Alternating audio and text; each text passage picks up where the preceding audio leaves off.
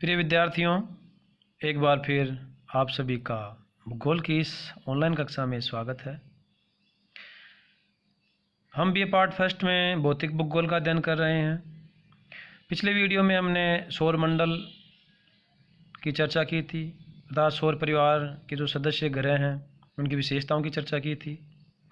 इसी क्रम में आज हम जो सौर परिवार के अन्य जो पिंड हैं, जिनमें क्षुद्र ग्रह, उल्का, धूमकेतु, पुछल तारे और अन्य जो पिंड हैं जिसे बोने ग्रह कहते हैं, उनकी चर्चा करेंगे। तो हमने देखा था कि सूर्य और सूर्य के जो ग्रह हैं जो एक क्रम में पाए जाते हैं, जिनमें Budh, Venus, Earth, Mars, Jupiter, Saturn, Uranus, Neptune, ये मुख्य 8 ग्रह हैं। तो यहाँ हमें यह जानना भी ज़रूरी है कि जो ये सूर्य के सबसे नज़दीक 4 ग्रह हैं, बुध, शुक्र, पृथ्वी और मंगल, इन 4 को आंतरिक ग्रह कहते हैं, जबकि ये जो बाहर के हैं, जुपिटर से लेकर नेपच्यून तक, बृहस्पति, शनि, अरुण और वरुण, इन्हें बाह्य ग्रह कहते हैं। तो ये सूर्य के नज़दीक हैं और ये दूर हैं। दूसरा, जो ये नज़दीक हैं 4, बुध, शुक्र, पृथ्वी और मंगल, इन 4 को पार्थिव ग्रह भी कहते हैं, टेरेस्ट्रियल प्लेनेट। जबकि इन 4 को, जुपिटर से लेकर नेपच्यून तक, इनको जोवियन प्लेनेट कहते हैं, बृहस्पति की तरह या बृहस्पतीय ग्रह। तो पार्थिव ग्रह ये 4 कहलाते हैं। अब इनको पार्थिव ग्रह क्यों कहते हैं? क्योंकि पृथ्वी की तरह ही इनकी संरचना पाई जाती है, अर्थात ये भी ठोस पिंडों से, ठोस धातुओं से निर्मित हैं, इसलिए इन 4 को पार्थिव ग्रह, पृथ्वी की तरह।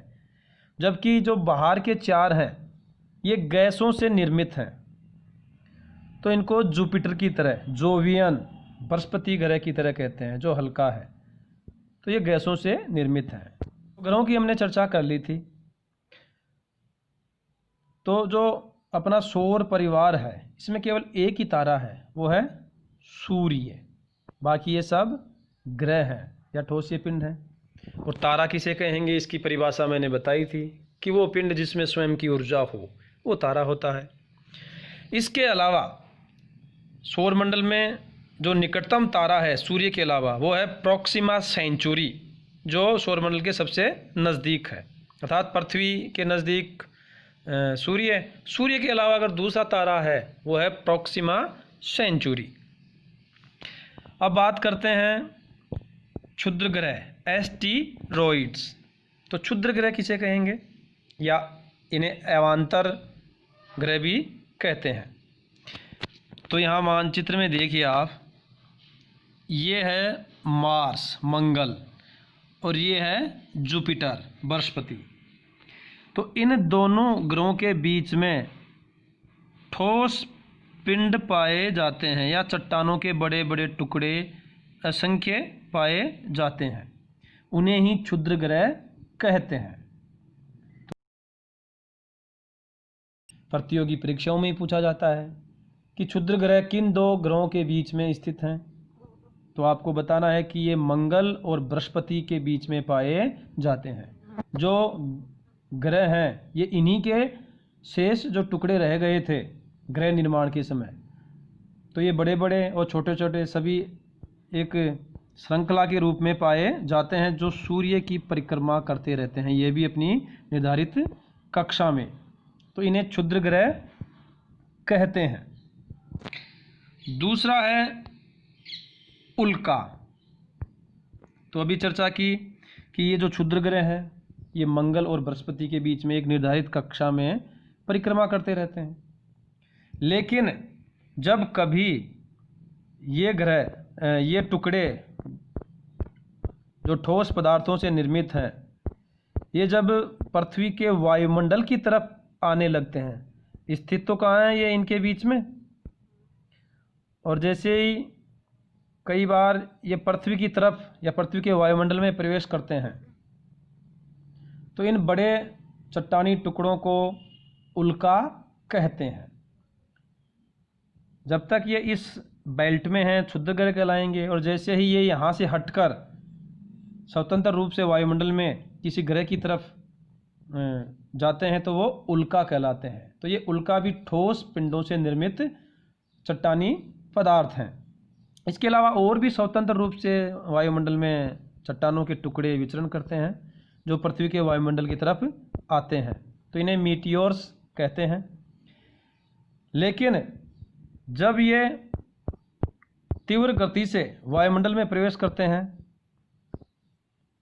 तो वायुमंडल के घर्षण के कारण इनमें अग्नि उत्पन्न हो जाती है या जलने लगते हैं, जिसे हम टूटता हुआ तारा कहते हैं, शूटिंग स्टार। आप देखते हैं रात्रि के समय तो ये उल्का हैं जिन्हें हम टूटते हुए तारे कहते हैं। तो जो छोटे आकार के होते हैं वो घर्षण से वहीं नष्ट हो जाते हैं, लेकिन जब कोई ठोस बड़ा पिंड होता है वो पूरा नष्ट नहीं हो पाता तो वो पृथ्वी पे आके गिर जाता है, जिसे उल्कापात कहेंगे, और वहाँ गहरा गड्ढा हो जाता है। तो उल्का ये चट्टानों के टुकड़े हैं जो पृथ्वी के वायुमंडल में प्रवेश करते हैं, जो जलने लग जाते हैं वायु के घर्षण से, और जैसे ही ये गिरते हैं पृथ्वी पर उसे उल्कापात कहते हैं। तो क्षुद्र ग्रह भी वही चट्टानों के टुकड़े हैं जो जुपिटर और मार्स, मंगल और बृहस्पति की कक्षा के बीच में रहते हैं, परिक्रमा करते हैं निर्धारित क्षेत्र में, और जैसे ही ये किसी ग्रह की तरफ जाते हैं तो ये उल्का का रूप धारण कर लेते हैं। इसके अलावा होते हैं धूमकेतु या पुच्छल तारा भी कहते हैं इनको, जिसे कॉमेट्स। तो उल्का और पुच्छल तारे में क्या अंतर है? तो उल्का जो हैं वो ठोस चट्टानों से निर्मित हैं, भारी पदार्थ होते हैं, और वायुमंडल में प्रवेश करेंगे जब पृथ्वी के तो घर्षण से वो जल उठते हैं।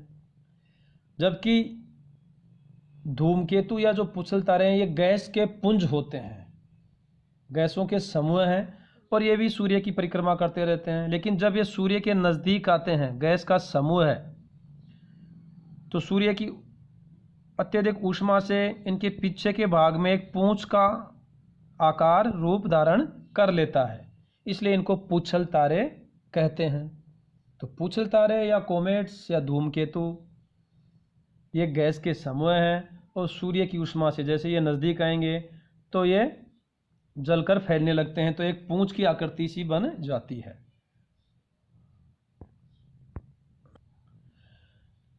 इनके अलावा कुछ बोने ग्रह भी होते हैं जिन्हें ग्रह का दर्जा नहीं दिया गया, ड्वार्फ प्लैनेट। तो जिसमें जैसे प्लूटो को भी शामिल कर लिया गया है, इसे भी ग्रह से निकाल के बोने ग्रह में शामिल किया गया। तो जो और अन्य मुख्य बोने ग्रह हैं उनमें सेरेस है, प्लूटो है ही, होमिया है, इरिस है, मैकमेट है। तो ये मुख्य बोने ग्रह हैं। तो आज हमने क्षुद्र ग्रह, उल्का, धूमकेतु में जो अंतर है उसकी चर्चा की है, साथ ही कौन कौन से बोने ग्रह हैं। इसके अलावा जो ग्रह हैं इनमें जो शनि ग्रह है इसकी विशेषता है इसके छल्ले पाए जाते हैं, रिंग है ये जो गैसीय रिंग दिखाई दे रही है आपको। इसके अलावा और भी ग्रह हैं जिनके छल्ले पाए जाते हैं। कई बार एग्जाम में पूछ लेते हैं कि छल्ले वाले ग्रह कितने हैं, तो 4 ग्रह हैं जिसमें बृहस्पति, शनि, अरुण और वरुण, ये 4 हैं जिनके छल्ले पाए जाते हैं, लेकिन दिखाई बहुत कम देते हैं। जो शनि है इसी का छल्ला दिखाई देता है। तो जो सर्वाधिक छल्ले हैं वो अरुण के पाए जाते हैं, तो ये आपको ध्यान में रखना है। इसके साथ ही आपको यह भी ध्यान में रखना है कि कौन सा ग्रह सूर्य के सबसे नज़दीक है, दूर कौन सा है, सबसे बड़ा कौन सा है, पृथ्वी के सबसे नज़दीक कौन सा है, जिसकी चर्चा हमने की थी। सबसे कम अवधि में परिक्रमण गति या परिभ्रमण गति किस ग्रह की है। तो इस तरह के सवाल पूछे जाते हैं। तो पिछले और इस वीडियो में हमने सौर मंडल की चर्चा की और जो ग्रह हैं उनकी मुख्य मुख्य जो विशेषताएं हैं उनकी चर्चा की हैं। तो आपको अब अपनी पाठ्य पुस्तक का भी अध्ययन करना है, इसके साथ साथ ही और लगातार जो वीडियो हैं इन्हें भी देखें और साथ ही कुछ नोट्स भी उतारते रहें। आगे के जो वीडियो हैं जैसे कि ब्रह्मांड की उत्पत्ति अर्थात सौरमंडल की उत्पत्ति, जिसमें पृथ्वी की उत्पत्ति से जो संबंधित सिद्धांत हैं उनकी चर्चा हम आगे जो वीडियो आएंगे उनमें करेंगे।